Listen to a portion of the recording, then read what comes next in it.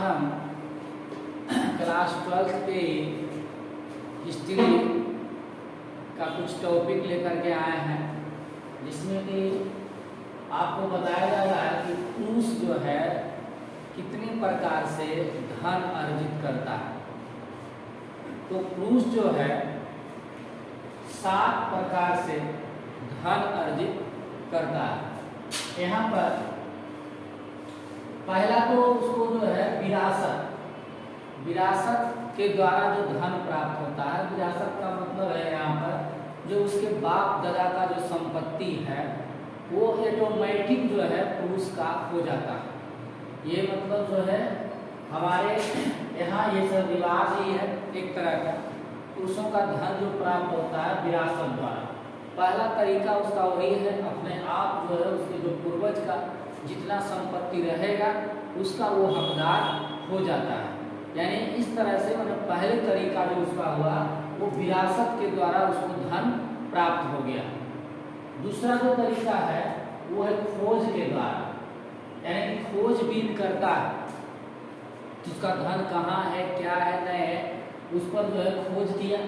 खोज से भी कुछ धन प्राप्त होता है कि कहीं उसका तो कोई धन किसी के पास कोई ऐसी दबाया हुआ है, रखे हुए है, वो जो है खोज कर लेता है और उससे उसको धन प्राप्त हो जाता है।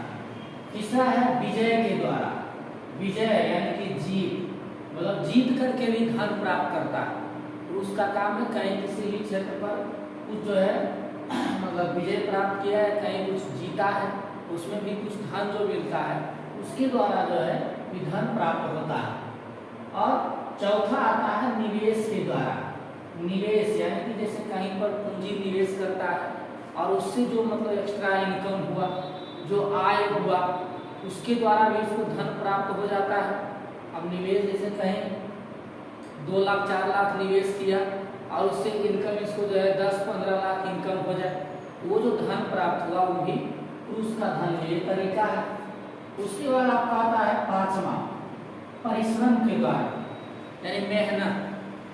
जब पुरुष जो है मेहनत जब करता है तो मेहनत से भी धन उसको प्राप्त होता है, क्योंकि मेहनत का जो हमेशा जानते हो कि जो परिश्रम का फल है वो मीठा ही होता है। तो हमेशा जो है जब जो परिश्रम कर रहा है उसको कुछ न कुछ धन जो है अर्जित होगा ही। तो परिश्रम से भी धन जो है अर्जित करता है। उसके बाद है खरीद के द्वारा। अगर परिश्रम मेहनत करके कुछ अगर पूंजी जमा किया है तो ये जो पूंजी है उसको मतलब कुछ लगा करके मतलब खरीद देता है, कहीं कुछ खरीद लिया, वो उस पर भी इसका अधिकार हो जाता है। वो धन भी जो है खरीद द्वारा हो गया इसका। और 7वां आता है भेंट एवं उपहार के द्वारा जो धन मिलता है। जैसे कहीं से उसको कुछ भेंट उपहार मिला, और ज़्यादातर तो अभी जैसे उपहार या भेंट में उसको ज़्यादातर माना जाता है वही जो ये दहेज प्रथा में देख लीजिए, उसमें उसको ज़्यादा भेंट उपहार मिलता है। कहीं शादी ब्याह हुआ वहाँ से उसको जो है कुछ भेंट उपहार मिल जाता है, और वो जो उसको भेंट या उपहार मिला उस धन पर किसका अधिकार होगा, तो पुरुष का ही अधिकार होगा। इस तरह से मतलब जो है पुरुष जो है 7 तरीका से धन को प्राप्त करता है। और ऐसे स्त्रियों के बारे में कल के क्लास में हम बताए थे, तो स्त्रियां जो है वो 6 तरीका से धन प्राप्त की थी, लेकिन पुरुष का जो तरीका है वो 7 तरीका से। अब तरीका बढ़ा कैसे, तो इसका बढ़ने का मेन वही जो है मेन इसका जो है ये विरासत वाला धन। वो विरासत वाला धन जो है उसको स्त्रियों को नहीं प्राप्त होता, इसलिए। ऐसे तो अभी तो फिलहाल अगर देखा जाए तो अब तो सरकार के नियम के अनुसार उसको भी धन जो है मिल जाना चाहिए, वो अधिकार दे दिया गया है। लेकिन होता क्या है कि लड़कियां जो है वैसा कर नहीं पाती हैं, क्योंकि वो जो है वहाँ से धन लेना नहीं चाहती है इस रूप में, मतलब जैसे बंटवारा के रूप में कि हमको भी धन में हिस्सा दो, वैसा नहीं कर पाती है। इसका पीछे कारण अगर कर लेगी तो समझ जाए कि उसका वहाँ से नाता खत्म हो जाएगा।